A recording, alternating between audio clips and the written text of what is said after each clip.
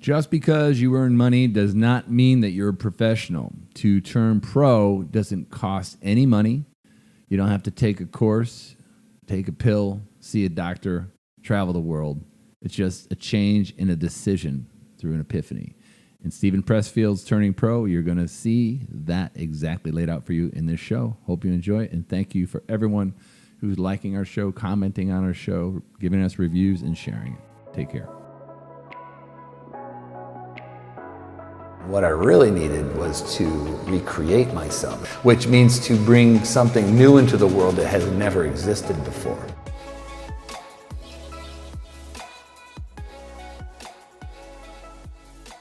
All right, just because you earn money doing a job, it does not mean that you're a professional. But you can become one if you follow Steven Pressfield's advice in Turning Pro. This book blew me away. It made me re-examine some of the things I haven't yet done that I'm capable of doing. It's a really interesting deep dive into your own hero. So it's about tapping into your inner power and creating your life's work. And this is really good timing because we had Life's Big Question, we had Steal Like an Artist, we got all these transformational books that are kind of colliding at the same point in time. But this is a book for anybody who wants to turn pro. My father was a professional baseball player, and both my brothers were. They were really good too. My dad was with the Cincinnati Reds. My brother Eddie was All-American, and my other brother was with the Toronto Blue Jays. And I always say, I was a better baseball player. And the one thing he always got me on, he goes, "Well, you were ever paid to do it?" The answer is no. Right. He was. I wasn't. He was a pro. I was an amateur. Metaphorically, that's kind of the idea. Like, when you're a pro, you got to go to work. You got to do the work. And when you're an amateur, you kind of got your toe in the water. So Pressfield wrote The War of Art, which is basically a book about the two parts of your life, being an amateur and being a pro. And Turning Pro is more about the when and the what if you don't idea. When do you do it and what if you don't? And the art of the War of Art, which is about, the why and how to go from amateur to pro. But I love that distinction. What do you think? I loved it. And then also the one part about being an amateur I learned was the French word means a lover. I didn't know that. Oh, yeah. And what I like about that is like when you create content, like a lot of times I think to myself, I just want to create for myself, but you have to have the marketing side, the business side. But the essence of it is that you love to do it, and that's what creates the best art, which he talks about. But in the book, he was saying that he believes turning pro is more than that. It's if you love it that much, as an amateur, you do it just because you love it. But if you turn pro, you love it so much, you want to be the best at it. So it's like the next level of an amateur. It's about that doing, having, and being. Like, doing is amateur, being is a pro. Like, it is who you are. It's your being. And he opened the book up with a great story about the Japanese invented this robot that could recognize itself in the mirror. You remember that part?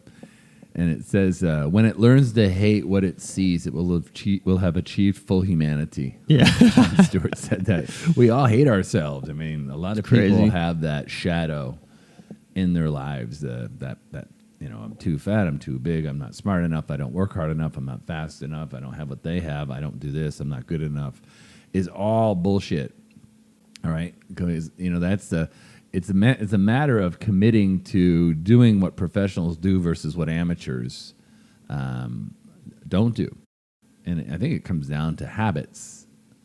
Everything comes down to habits. Oh, it's funny how that happens. Your daily routine is which includes not only what you do, but how you go about your day, the identity that you hold, how you support that identity through your actions is how you transform. And the three models that he discusses in this book are the three models of self-transformation from people that hate themselves, right? If you hate yourself, there's a therapeutic model which says you have something wrong with you. You're either sick, you're broken, you have a condition, you have a disease, and we're going to treat it, and after treatment, you're going to be okay. Mm-hmm. That one doesn't work, obviously. Never really has. For some it does, but for most it doesn't. Then there's the moralistic model, like you hate yourself because you've done something wrong or you were born wrong. There's some models in religion that say you were born broken. and you've sinned or you've wronged the world, and you have to pay for your sins before you can be good. And his model is 2 parts of your life: the amateur and the professional. Yeah. Right? You go from living your shadow life, which is something that's around the periphery of what you love to do, but you're not really it. You're not being it. You're doing it, to the life of a pro. And he said that, like, I messaged him on Instagram, and he wrote me back and said, I'm turning pro. And I'll tell you the story on how this book kind of hit me between the eyes on some of the things that in my own life I'm not living up to in my mind. And I know more than anybody because it's my life. You know when the world sees one thing and you know what the reality is. Yeah. Right? So we got to start living as a pro and stop living as an amateur.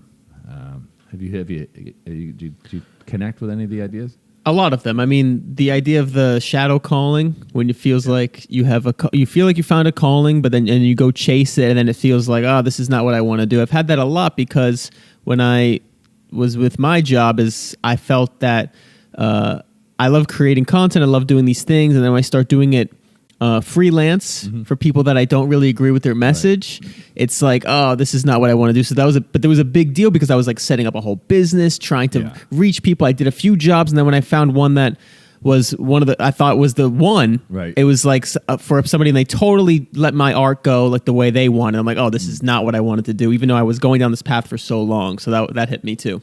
Yeah, well, we had this with Eddie. Remember when we were doing the freelance work for others? Mm-hmm. Yeah, nobody really enjoyed it because it wasn't any of our work. Yeah, and to his credit, he went double down on being pro. Yeah, he's increased his content. He's more committed to his art. I really admire him for that. But that's a big part of it, because when you turn pro, you're telling yourself, and it'll show the world that I'm different. Like something's different, and it's not easy. It's free, by the way, unlike morality and therapeutic processes. Turning pro is a decision, which is the first step, by the way, in my algorithm to recreate yourself, is make a decision. D means away from. I say this all the time, like a detour, a divorce. It means away from marriage or away from an obstacle. Decision means to cut. To cut, to change the fruit, you need to change the roots. And this is very painful for some people to kill their old self. Yeah. To kill their amateur self, to retire from their amateur status. But metaphorically, that's the comfort of the life you live in, your shadow calling, like something that's easy to do, that you aren't necessarily in flow, right? Remember that. If it's kind of not challenging enough and you don't get the feedback you want, it's not going to be fun. Which is why the robot story resonated with me. Like, people do hate themselves a lot of times if they don't turn pro. And then, saying goodbye to some people, friends, places. And it comes in a moment, an epiphany. So the day I read this book was the 2nd anniversary of my father's death. It was October 13th. And I read the book. I said, wow, what a day. Because I've been reading Life's Great Question and Steal Like an Artist, and I've been spending a lot of my time trying to imitate a lot of different modalities and styles to create my own style, which is good. I am, emulating. I've made a hell of a lot of progress, but there's a difference between being an amateur and it comes down to how you prepare for what you talk about, in this venue, how I see myself, mentorship, mentoring a lot of people, and teaching people is very clear to me is what I'm going to be doing in my life. And I'm going to be doing it at a professional level, which means all the habits and all the routines that I've built into my life, 80% are in place, 20% need to come, are going to transform me at a greater level so that I'm happy with myself. And that's a big part of turning pro. Joseph Campbell said, no resurrection without a crucifixion. The crucifixions are not fun. Yeah. Right? And a snake that cannot shed its skin must perish, right? Mm-hmm. Which one was that one? Nietzsche? That's Nietzsche. Yeah. That was, I love that one. So you have to have death to have life. In the epiphany, there's a lot of things about my father.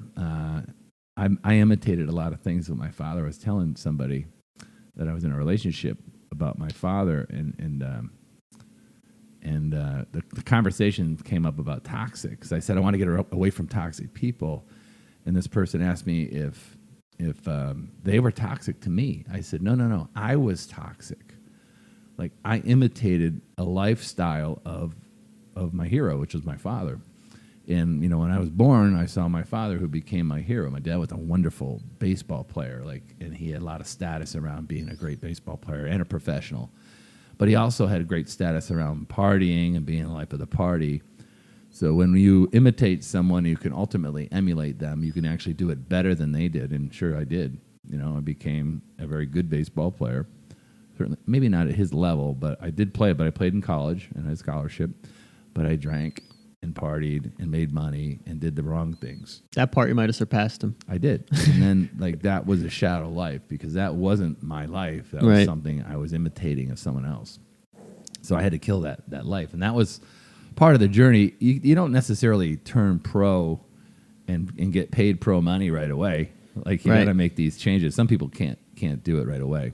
But if you remember, and I'll never forget the day I turned pro, because I wrote Steven, I said, hey, I'm turning pro. I told him exactly what happened to me. I said, this is what happened, and I'm pro. Like, I'm going all in, and I'm not going back. And I'm going to make the adjustments until it's right. So in his book, he says, do you remember where you were on 9/11? Right. Do you? Yeah, I was in third grade. Where were you? I was in school. You were in third grade? Yeah. So you're in school, but you remember it? I remember it because it was so many people were getting called out and getting picked up from school, and it was very strange, and even the teachers were acting strange. Like, there was like a weird vibe going around. It was and then when I got home, I remember watching it on the news with my family, and they were telling me about it. It was weird. Never forget these things. No, yeah. These are change moments. Like 9/11 was a change moment for the world. You never forget the day you turn pro. So the day I turned pro was October 13th, 2020. And so if that's the case, you have a practice. And that's, all the dots start to connect. I was in yoga a lot until I hurt my arm, and I'm going back to yoga as part of my professional practice, because I love yoga. But a practice is something that you do every day. It's a collection of habits, rigorous habits that you engage in for mastery. So in my morning routine, like, the first 3 hours of every day are dedicated to deep work on me and my craft, which is learning content, creating content, curating great speakers and philosophers and thought leaders, and developing that in a bite-sized package so my audience can learn these things. But that's it. It's about, turning pro is about recognizing your own heroic identity. Joseph Campbell literally finds his way into every single book. By the way. It's crazy. Every single book. He's in this book too, about the hero. Like, you're the hero, and in the three parts of the hero's journey, which is the great framework for all story, the hero wanders and enters into a dark forest. The darker, the better, right? Where there is no path, and the hero enters and crosses over into this journey to find something and discover something, but suffers and feels it. And so when you turn pro, you're going to actually feel some things that aren't a lot of fun. Right. But it's a decision, and you're cutting away from the amateur status, and you're turning pro. And then the hero finds and goes through all their journeys and comes back with the boon. Campbell calls it bring back the boon, the treasure. Like, this is what I learned, and here it is. Sometimes one of the harder parts of the hero's journey. Yeah. I think it's really fascinating that people don't mention is, like, you make the decision, you have this thing, but you have to feel crazy at the moment, where it's like, maybe you've gone down this path, you started the business, you've gone 2, 3, 5, 10 years even, and you have to start over, or you have to go a completely different route. Tell people that you say you committed to this whole project. You have to tell all these people, so in this book, he was mentioning just how hard that can be to really make that decision. It is a decision at the end of the day, but it's like shedding the skin. You have to literally, it feels like death. It's easy not to do it. Yeah, it's so easy not to do it, because if you're going the wrong direction, at what point do you want to turn back? Yeah. And we used to have that when we were talking to people about their financial decisions. If it was bad and wrong, and they did it 10 years ago, at what point would you like me to tell you? Yeah. Even if your brother sold it to you. Yeah. Which happened a lot. Like, oh, my brother sold me this. I go, well, it's a piece of shit. Yeah. It's not going to do what you asked them to do. One of my favorite metaphors is the mountain. like people climb a mountain, like say it's like they got their job, they've been working 10 years or whatever they're doing in their life.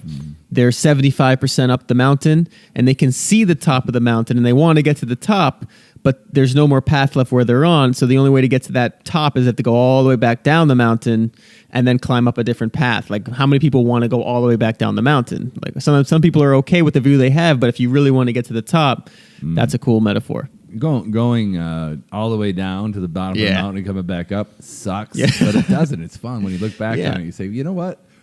And every time you gain ability to do that thing, it's a very powerful attribute to have in your life because you know nothing is a big deal anymore. Right. If you're fully aware that you can recreate yourself in an instant, and you have the exact formula on how to do that.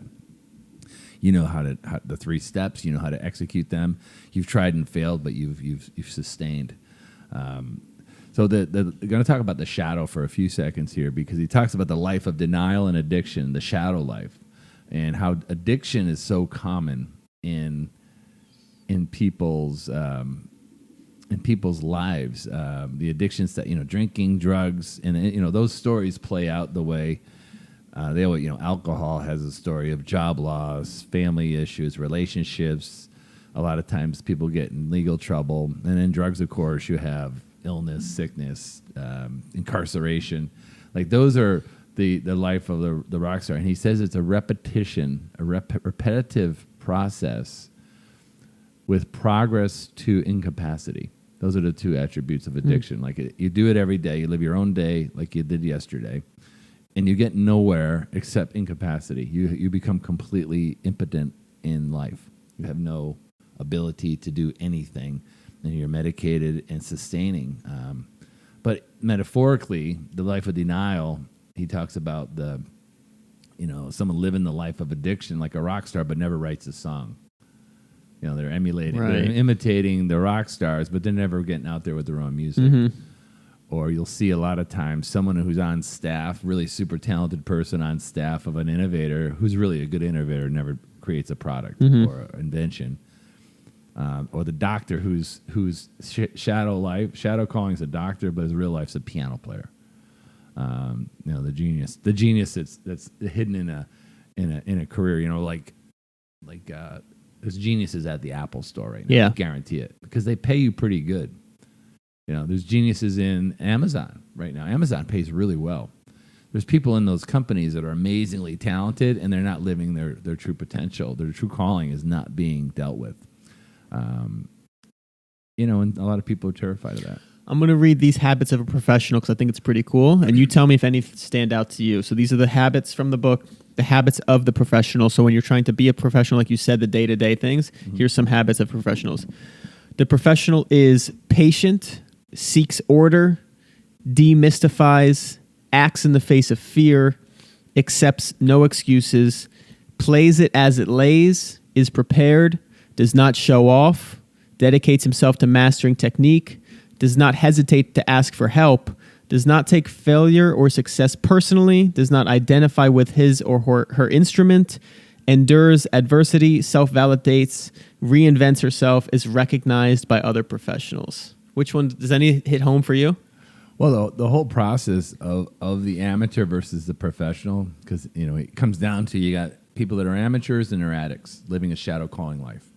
They're kind of they're getting by, and they always pull the pin on things. They always quit in the middle of something to find something that's as easy and less challenging, or as challenging or very little challenge to sustain, as opposed to the amateur that is a committed artist and is looking for that mastery. Like Malcolm Gladwell does in Outliers, like that 10,000 hours to mastery. They never pull the pin, and they're living their life, and they figure out how to pay their bills. Right. Being an amateur, means being stuck in the past, the circumstances. You never of your old life, you never really grow up. So that's the life of an amateur, and the life of the professional is the guy that goes to work or the girl that goes to work, doesn't complain, is indifferent to bad feedback, just makes adjustments and deals with it. As shines light on the issues and it makes the adjustments and takes out the bad habits and puts in the good habits. Boom. The simplicity of I know my brother Sean, I always tell this story. Like he drinks Budweiser, which is 145 calories. So he came visit me last year. I was at his house the other day. And I said, and he gets pissed off when I tell this story, but it's a true story. And it helped him because he made one little adjustment and lost a bunch of weight, like a lot of weight. He went from Bud to Bud Light. Yeah. 50 calories per beer.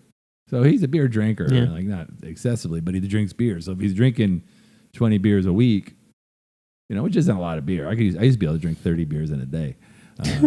I would float a battleship, but 20 beers at 50 calories, 1,000. What's that? 1,000 calories? I don't even know. What did you say?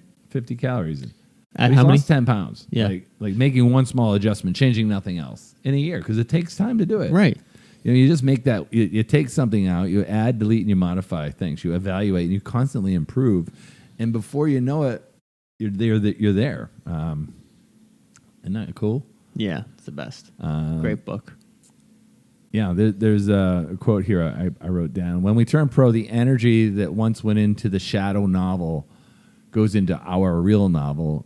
And what we once thought was real, the world, including the epicenter, which is ourselves, turns out to be only a shadow. And what had we seemed only be a dream now becomes the reality of our lives. You have given yourself a new reputation to live up to. That last part was mine. Like when you make that conscious decision that I am now a pro, like imagine waking up and hearing the alarm go off, because I do this now in the morning. Like professionals get up when the alarm goes off. Doesn't make a difference how tired or sick you are. Like you hear beep, beep, beep. Like, I'm a professional, I'm getting up. Like I've already been using that incantation instead of saying, like, that's not what I'm an amateur. Like I would hate to be called an amateur. Yeah. I have a little bit of pride. Thank God I'm an ego. It's pretty cool. Great stuff. Yeah, so this is by the way, it's a 2 hour and 20-minute audiobook. So if you listen to it on 1.5 like I do, you can knock it out in about an hour and 10 minutes. I've already listened to it twice. This guy's lights out smart. I love his books. They're amazing. Yeah. I read 2 of his books in one day. I also read The War of Art. I need to read that one. It's super. It's awesome. So I hope this helps. If you want to turn pro, you got to take the actions. You got to kill your old self. There is no resurrection without crucifixion. Take care.